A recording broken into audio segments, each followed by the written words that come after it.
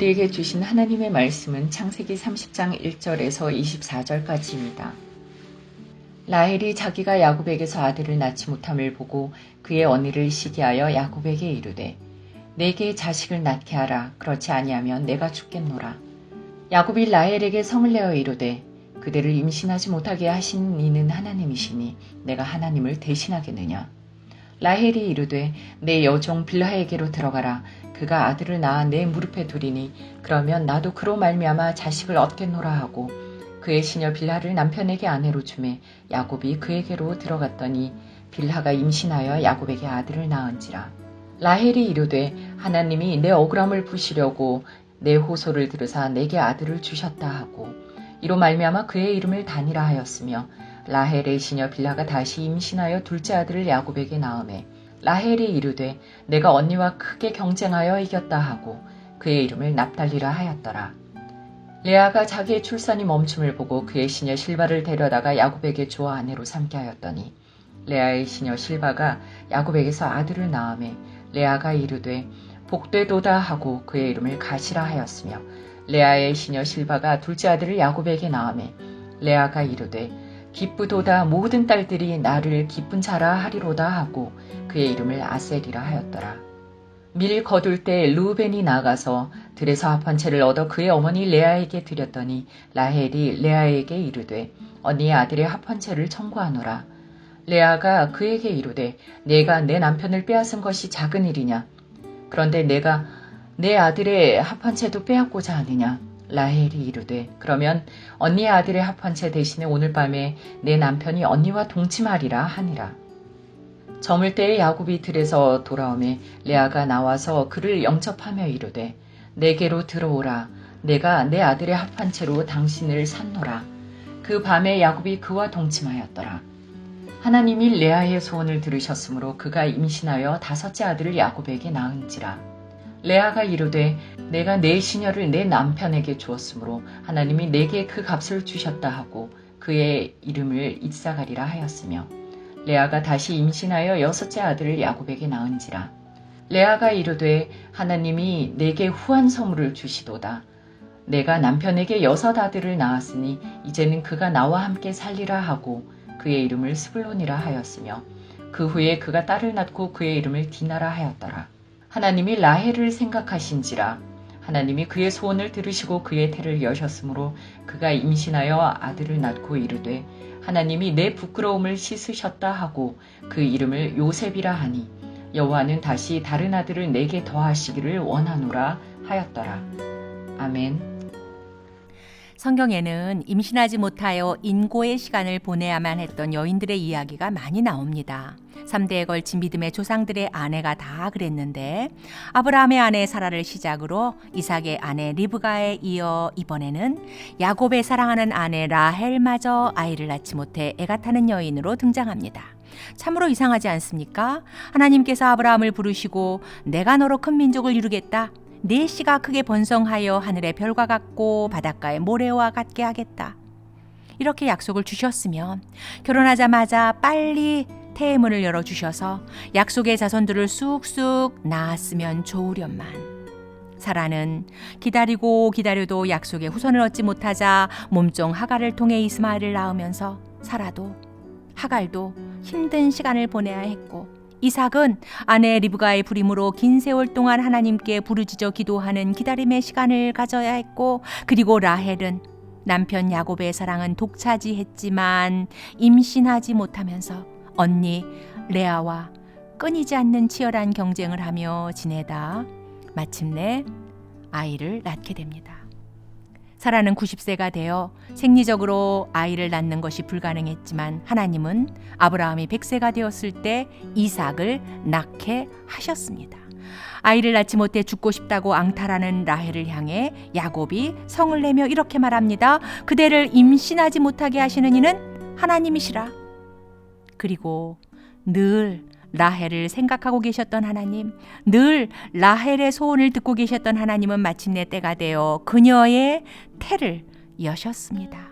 22절이지요. 하나님이 라헬을 생각하신지라 하나님이 그의 소원을 들으시고 그의 태를 여셨으므로. 이 과정에서 우리가 붙잡아야 할 진리는 무엇입니까? 태문을 열기도 하시고 닫기도 하시면서 생명을 주시는 분은 바로 생명의 주관자이신 여호와 하나님이심을 분명하게 말씀하십니다. 부부 두 사람이 계획하고 의지하고 결단하고 그래서 자녀 출산이 이루어지는 것 같지만 결코 아닙니다.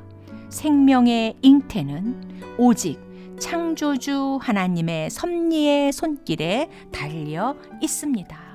결혼한 가정에 다 아기가 있습니까? 결혼하면 곧바로 자녀를 출산하는 것이 너무도 당연한 일입니까? 너무도 간절히 자녀를 원했지만 라헬처럼 자녀를 갖지 못해 애타는 가정이 우리 주변에 많이 있습니다. 누가 보아도 참으로 예쁜 집사님 부부인데 결혼하고 10년이 넘도록 자녀가 없어 본인들은 물론 양가 부모님들과 다락방에서 오랜 시간 기도했습니다. 그런데 모두가 포기할 즈음에 임신의 기쁜 소식이 들려왔고 마침내 작년 3월에 공주님을 출산하여 지금 건강하고 예쁘게 잘 자라고 있답니다. 그러니 별 어려움 없이 자녀를 출산한 가정은 그것은 결코 당연한 것이 아니고 오직 하나님의 은혜요 놀라운 기적이기에 소중한 생명을 주신 하나님께 감사하며 하나님이 선물로 주신 자녀를 귀하게 여기며 바르게 양육해야 합니다. 그리고 자녀를 원하지만 아이가 생기지 않아 간절히 기다리고 있는 가정들을 위해 동일한 심정으로 태문을 열어주시길 중보하며 기도해야 할 것입니다. 이처럼 세상에 태어난 모든 사람은 결코 우연이나 사고로 빚어진 결과가 아닙니다. 생명은 하나님의 놀라운 계획과 섭리에 의해 현실화된 하나님의 작품이요 그것도 최고의 걸작품이기에 나와 너 서로의 생명을 소중히 여기고 존중히 대해야만 합니다. 나는 차라리 세상에 태어나지 말았어야 했는데 자신의 생명을 경시하고 비관하면서 스스로 목숨을 끊는 것은 분명한 죄입니다. 도대체 너는 왜 사니? 왜? 그 모양 그 꼴로 사냐?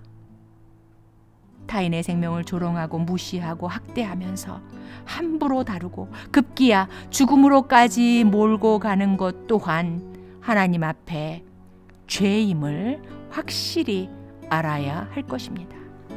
그리고 또 하나, 하나님은 거짓과 시기와 경쟁으로 얼룩진 참으로 고된 삶을 살아가는 야곱이 그 여정 속에서 지난날 자신의 거짓되고 모난 성품을 돌아보며 현재의 삶을 돌이키고 올바른 믿음의 사람으로 세워져 가기를 원하신다는 사실입니다. 오늘 본문에서 주연은 단연코 라헬과 레아이지만 그러나 하나님은 조연으로 등장하여 여인들의 시기와 질투 속에서 이리저리 끌려다니는 야곱이 이스라엘 신앙 공동체의 기반을 세워야 할 믿음의 조상 야곱이 될 것이라는 큰 그림을 그리시면서 야곱을 계속 주시하고 계셨던 것입니다. 야곱은 라헬과 레아 두 아내가 품은 질투심을 보면서 복중에서부터 형 에서에게서 장자권을 빼앗으려고 욕망으로 가득했던 자신의 삶이 떠올랐을 것입니다. 야곱은 라헬과 레아가 벌이는 자식 낳기 경쟁을 보면서 지난날 형과 경쟁하기 위해 수단과 방법을 가리지 않고 사기꾼처럼 살았던 고통스러운 삶, 그래서 형의 복수를 피해 야밤 도주를 할 수밖에 없었던 쓰라린 기억이 생각났을 것입니다. 또 야곱은 사랑하는 아내 라헬과 결혼해서 자녀를 많이 낳고 알콩달콩 살고 싶어서 7년을 하루같이 여기며 죽을 힘을 다해 일을 했지만 장인 라반의 속임수로 레아가 끼어들고 두 여인의 몸종까지 첩으로 맞아들이면서 그의 아름다운 꿈은 속절없이 무너졌습니다. 야곱은 자신의 계획대로 잘 되길 기대했지만 오히려 더 멀리 가버렸습니다.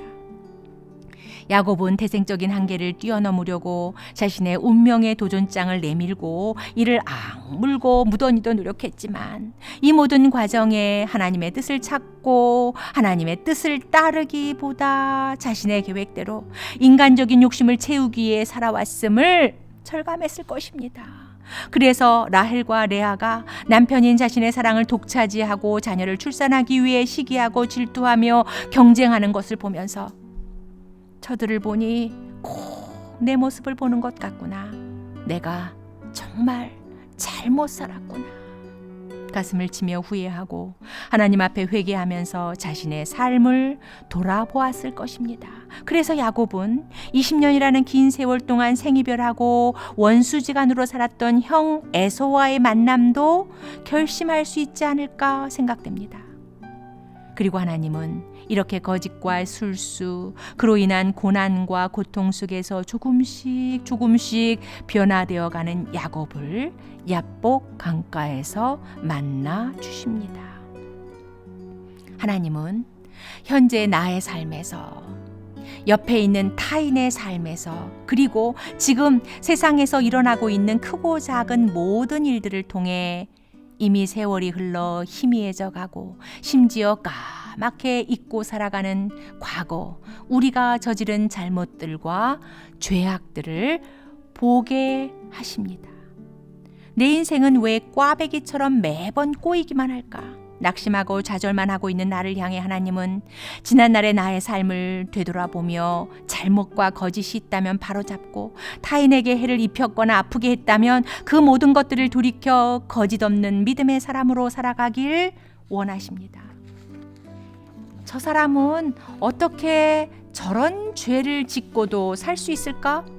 타인의 죄를 비난하고 정죄하기보다는 혹시 나에게도 내가 깨닫지 못하는 동일한 죄악은 없는지 내 안을 면밀히 살피고 회개하며 한 걸음 더 성숙된 삶의 자리로 나아가라고 말씀하십니다.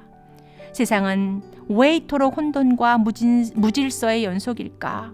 코로나 사태, 기후온난화, 이것은 정부 탓이고 대통령 탓이고 중국 탓이고 모든 것을 남의 탓, 세상 탓으로만 돌리고 있는 우리를 향해 하나님은 과거 우리의 삶을 돌아보게 하시고 현재의 삶에 진정한 변화를 요구하시며 올바른 믿음에 세워져 가길 원하십니다.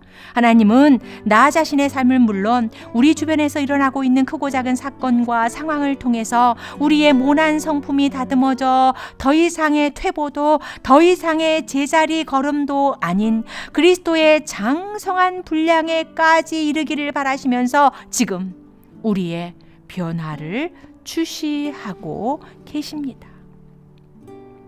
2년이나 지속되고 있는 코로나 사태를 겪으며 우리의 삶에는 어떤 변화가 일어나고 있습니까? 이미 수많은 사람들이 목숨을 잃었고 지금도 여전히 정신적으로, 육체적으로, 경제적으로 힘들고 그래서 두렵기까지 한 시간을 보내고 있음에도 불구하고 우리의 삶에 지구촌의 모습에 아무런 변화도 일어나지 않고 그 어떤 개혁도 그 어떤 성숙도 없이 불평과 비난만 하고 무관심 속에 안주하고 있다면 우리의 미래는 어찌 될까요?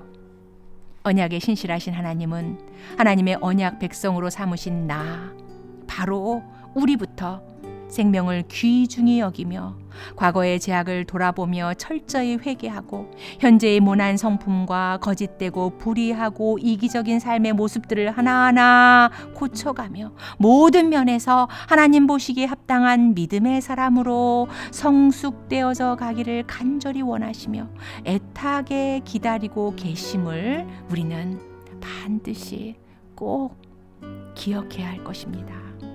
위드 코로나 시대 속에서도 언제나 변함없이 God with us, 우리와 함께하고 계시는 하나님을 바라보며 믿음의 진보를 이루어 가는 서문의 모든 성도님들이 되길 간절히 축복하며 기도합니다. 아멘.